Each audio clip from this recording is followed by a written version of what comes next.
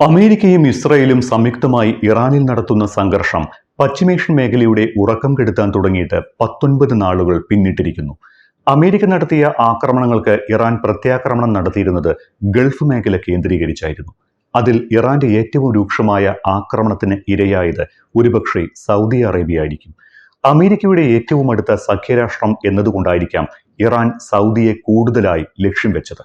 പക്ഷേ ഇറാന്റെ ആക്രമണങ്ങൾക്ക് ശക്തമായ മറുപടി നൽകാൻ ഒരുങ്ങുകയാണ് സൗദി.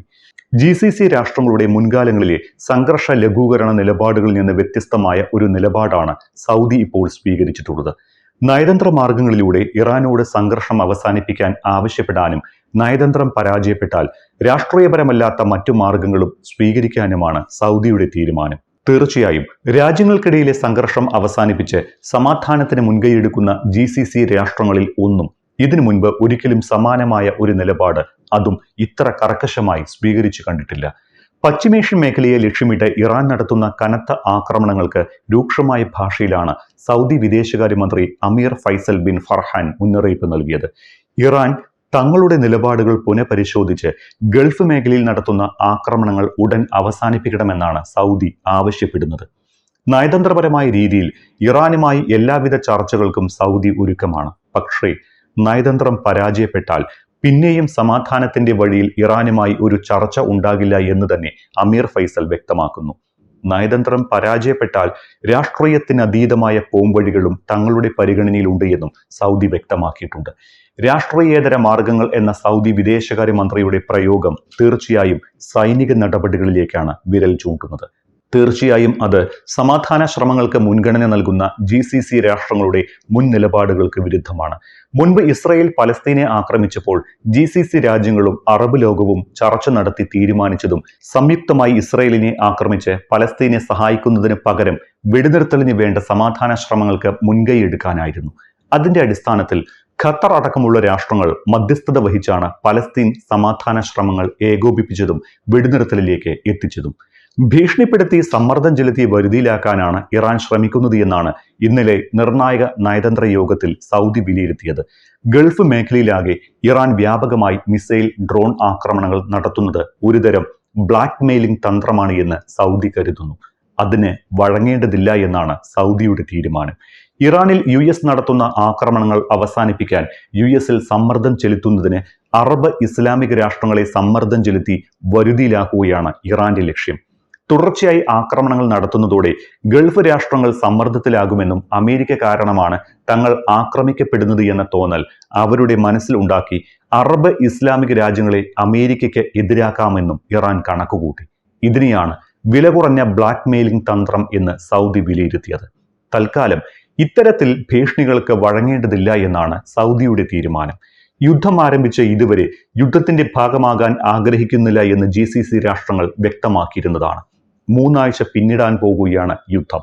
മേഖലയിൽ സമാധാനം നിലനിർത്തണമെന്ന് ഇക്കണ്ട ദിവസങ്ങളിലൊക്കെയും GCC രാജ്യങ്ങൾ ആവർത്തിച്ച് വ്യക്തമാക്കിയിരുന്നു.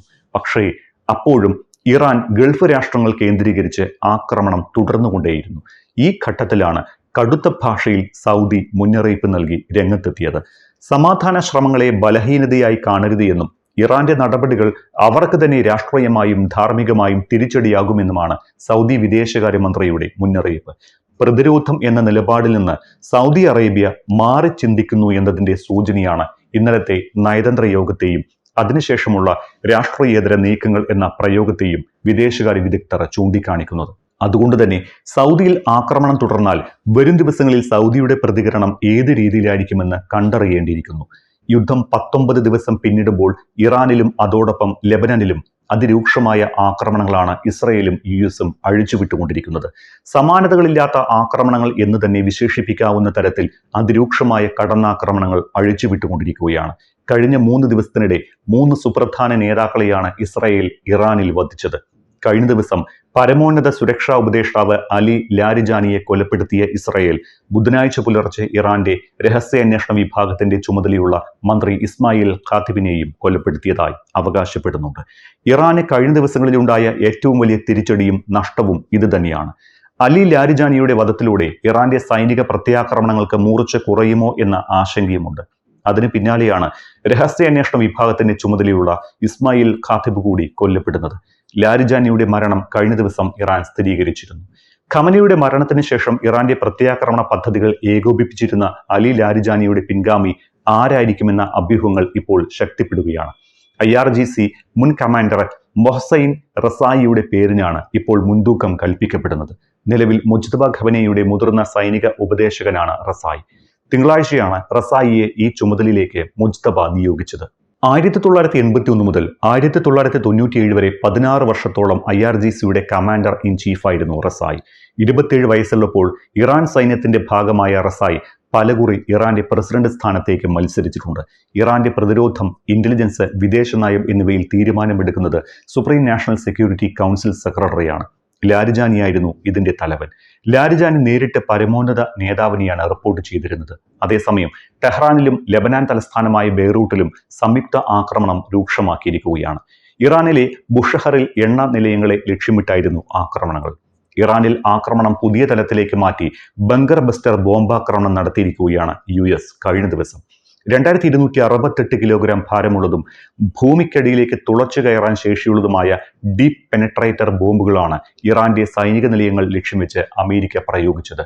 ഹോർമൂസ് തീരത്തെ സൈനിക ശേഷി ഇല്ലാതാക്കുകയാണ് ഡീപ് പെനട്രേറ്റർ ബോംബുകൾ പ്രയോഗിക്കുന്നതിലൂടെ US ലക്ഷ്യമിടുന്നത്.